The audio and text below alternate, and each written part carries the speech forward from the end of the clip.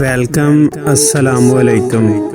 گھر کی تمام خواتین کا شکریہ، ہر اس والدہ کا، ہر اس بیٹی کا، ہر اس بیوی کا، ہر اس بہن کا دل کی گہرائیوں سے شکریہ جو پورے رمضان میں سحری و افطاری کے وقت پورے گھرانے کی دل سے خدمت کرتی رہیں، جو رات کو سب سے آخر میں سوتیں اور سحری میں سب سے پہلے اٹھتی رہیں۔